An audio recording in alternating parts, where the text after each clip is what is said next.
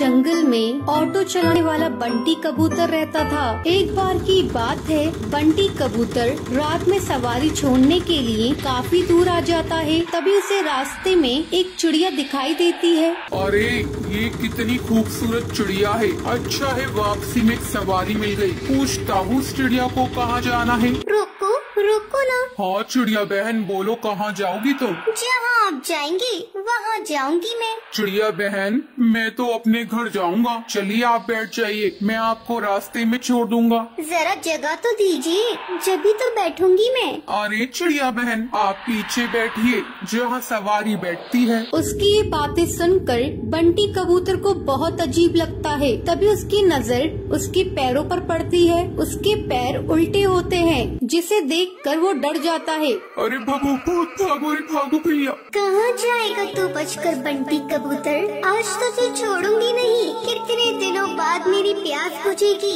इस रास्ते पर कोई आता भी नहीं था, अब तू आया है मेरा शिकार।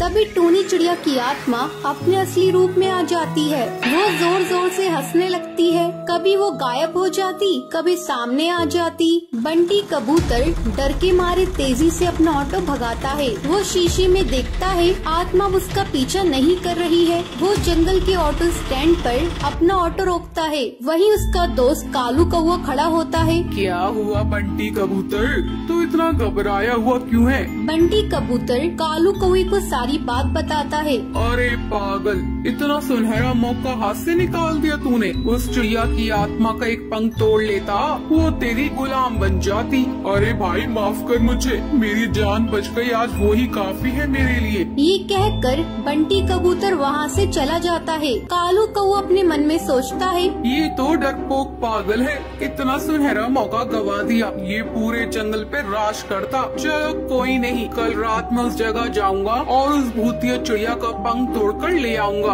अगले दिन कालू कौवा अपना ऑटो लेकर उसी जंगल के रास्ते पर जाता है। वहाँ पर एक चिड़िया खड़ी होती है। रोको रोको ना, ऑटो रोको, मुझे जाना है। अरे भाई लगता है ये वही चिड़िया की आत्मा है, इसका पंख तोड़ लूंगा। ये कहकर कालू कौवा अपना ऑटो उसके सामने रोकता है और उसके पंख तोड़ने लगता है। अरे बेवकूफ कौवे बदमाश, तेरी हिम्मत कैसे हुई? तूने मेरे पंख तोड़ने की कोशिश की। रुक तुझे भी बताती हूँ। टुनटुनी चिड़िया पास में पड़े डंडे से उसे बहुत मारती है। अरे बहन मुझे माफ कर दो, मुझे लगा तुम एक चिड़िया की आत्मा हो। अरे बदतमीज, तुझे मैं कहाँ से आत्मा नजर आ रही हूँ? चल भाग यहाँ से। टुनटुनी ये कहकर वहाँ से चली जाती है, पर टूनी चिड़िया की आत्मा पेड़ के पीछे खड़े होकर ये सब देख रही होती है। अगले दिन कालू कौवा फिर से अपना ऑटो लेकर वहाँ पर आता है। भाई आज तो पहले उसके पैर देखूंगा, तभी उसके पंख तोड़ूंगा, वरना कल की तरह पिटाई हो जाएगी मेरी। अब फिर से वहाँ पर एक चिड़िया खड़ी होती है।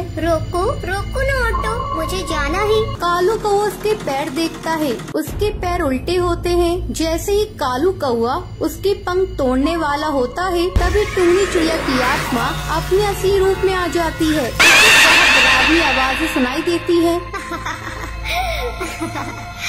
कालू कौवे आप मेरे पंख तोड़ेगा? ये ले तोड़ के दिखा।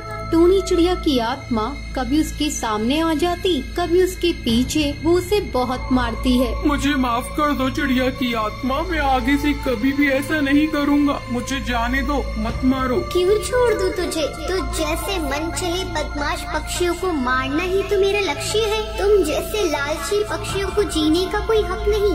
तभी वहाँ पर बबलू कबूतर ऑटो में अपनी सवारी बिठाकर वहाँ से गुजर रहा होता है। अरे चिड़िया की आत्मा छोड़ दो उसे, मैं तुमसे विनती करता हूँ। नहीं, मैं इसे नहीं छोड़ सकती। तुम जानते हो एक बार ऐसे ही मैं इस जंगल से ऑटो में जा रही थी। उस ऑटो वाले ने मेरा सामान लूट कर मुझे जान से मार दिया।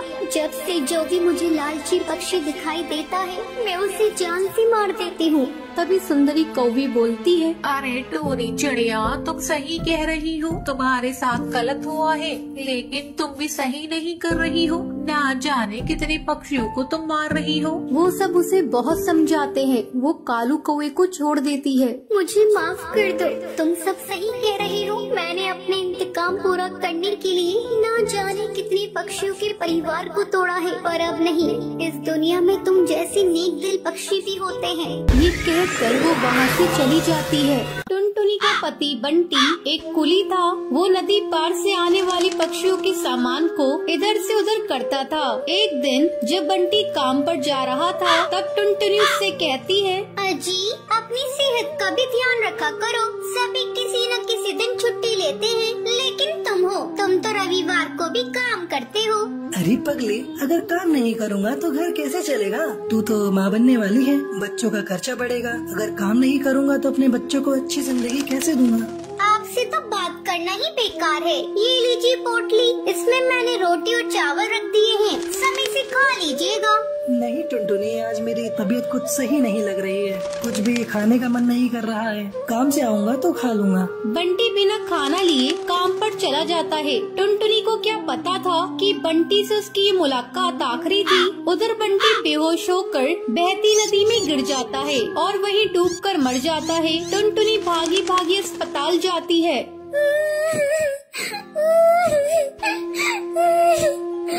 बंटी, ये क्या हो गया? सब कुछ एक पल में खत्म हो गया। अब ये बच्चा किससे अपना पापा कहेगा? मैं तुम्हें कई बार समझा रही थी, अपनी सेहत का ध्यान रखो, लेकिन तुम तो मेरी बात मानते ही नहीं। अब मैं क्या करूं बंटी? समय तेजी से पंख लगाकर उड़ने लगता है। टुनटुनी एक बच्ची को जन्म देती है। एक दिन टुनटुनी के पास डाकिया एक खत लेकर आता है।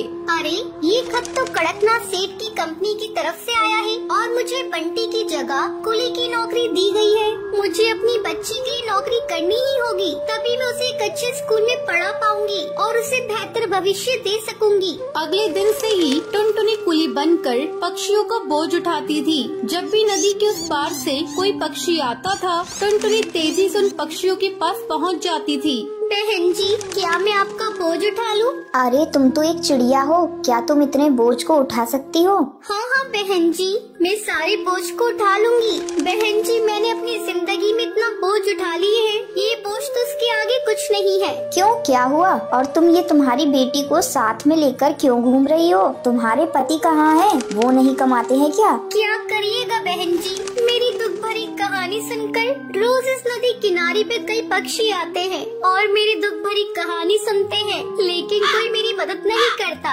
अरे तुम मुझे तो बताओ, मैं तुम्हारी जरूर मदद करूंगी। क्या बताऊं बहन जी, मेरे पति की मौत इसी नदी में डूबकर हो गई थी। उसके बाद से मैं यहाँ कुली की नौकरी कर रही हूँ। देखो टुनटुनी, जब तुम्हारी बेटी थोड़ी बड़ी हो जाएगी तो उसको मेरे स्कूल में डाल देना। मैं उसे पढ़ा लिखा कर एक अफसर बनाऊंगी। मैं तुम्हें अपना पता दे देती हूँ। वो बुलबुल चिड़िया टुनटुनी को अपना पता दे देती है। इसी तरह कई साल गुजर जाते हैं। एक दिन जब टुनटुनी अपना घर साफ कर रही थी, तभी उसे उस बुलबुल का दिया हुआ पता मिलता है। अरे, ये पता तो वही है जो मैडम जी ने मुझे नदी किनारे पर दिया था। मैं तो बिल्कुल भूल ही गई थी। अब मैं अपनी बेटी को लेकर मैडम जी के स्कूल में जाऊंगी और उसे वहाँ पढ़ाऊंगी। टुनटुनी अपनी बेटी को लेकर उस पते पर पहुँचती है। आओ आओ टुनटुनी, बहुत दिन हो गए तुमसे मिले।